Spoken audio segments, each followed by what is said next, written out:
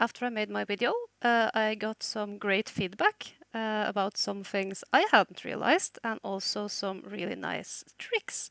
So I thought I'd make this follow-up to show you these tips and tricks. Some of them are directly relevant to the last video, so I've linked it.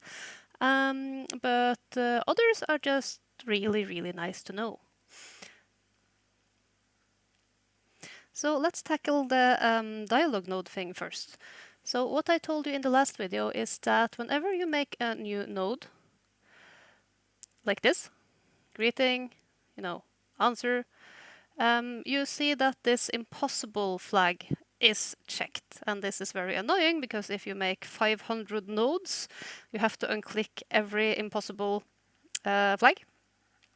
So what I might have, if I had been smart, I would have tried to figure this out about 100 hours ago, but I didn't. So someone told me actually, so I'll show you guys. If you go to Options, Preferences, Editor Settings, and look here. Editor, Dialog Editor, add impossible flag to new nodes.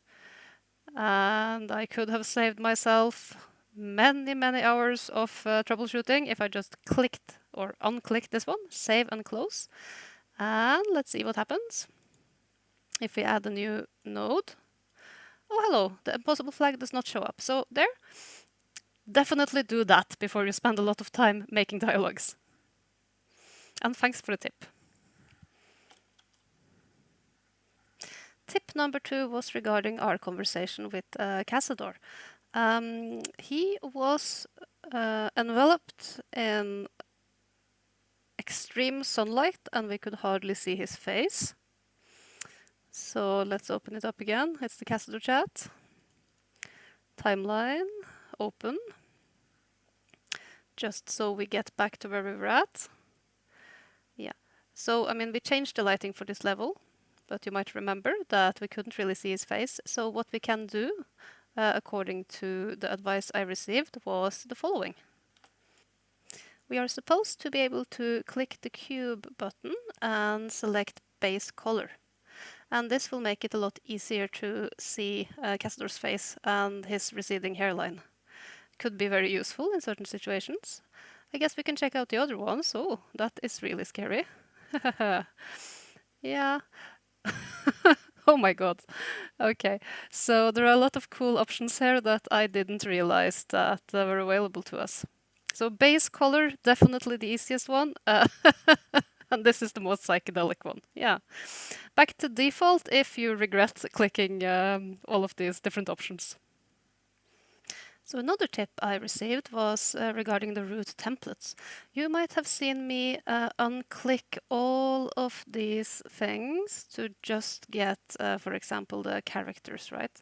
Well, I will re-click them just to show you what someone told me. I haven't tried it yet, but let's try. So if you right-click on character, it unselects all of the other ones. This will also save you a lot of clicking, and you're welcome. For the next tip, I can't imagine why you would want to do this, but just in case you're sort of put off by all the naked NPCs in your timeline preview, you are supposed to be able to go into, was it perhaps speakers? So we'll open it up, and yes, you're supposed to be able to avoid the nakedness if you select something other than none here. Shall we try it? Templar, for example. Let's see if our guys are still nude. Yeah. Well, look at that. Yeah, so yeah, we have some nice Gith fully dressed instead. And we will have at least be a lot more YouTube safe if you do it this way. The next tip might be a really important one. Do you remember that when we imported our timeline template, we put it in the default folder for the timeline templates? And I did mention that you can also put it in your mod. So the question is, does this matter? So let's figure it out. I will export this little mod, and we'll see if the dialogue works the way it should in the base game as a mod. Or if it doesn't, because we put the timeline in the wrong place. And this might actually be a good opportunity to have a look at how to actually export your mod or publish local, which will be what we want to do. So let's have a look here. You can put dependencies. I'm not going to go into that. You can select your startup level, character creation level. So just let's just put it as in our mod, our startup level will be the mod, and our character creation level will be the mod. So what will happen then is that you will get the character creation screen directly in the mod, which is a little silly, and we'll just check that that's what happens. All right. Let's just save it first, and then we will go back to the settings and we will publish local. So what should happen now is that when we open the game, we can select this mod.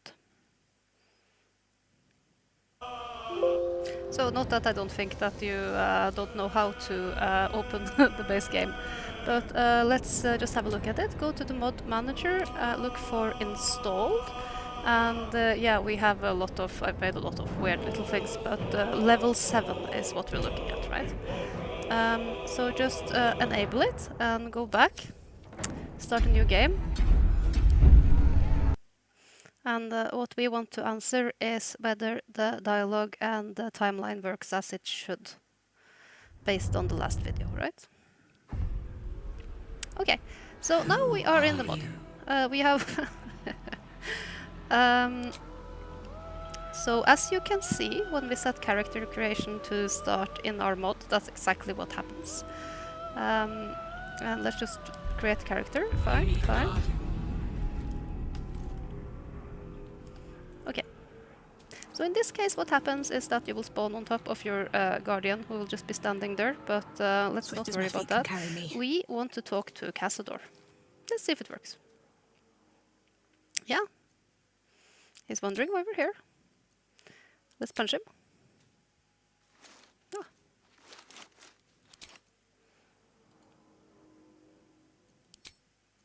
Let's hug him. I'm severely creeped out, but let's try. Yeah. So actually it worked fine. So my conclusion, well, n equals 1, but my conclusion here is that actually you don't have to put the timeline template with your mod. And from what I've seen, when you use a template to create a timeline, a new timeline file will be created in your mod with the same name as your dialogue. So I think that's the explanation for that, basically. But it was a fun experiment, and I am happy to say that it's now possible to hug Cassador in-game. So thanks.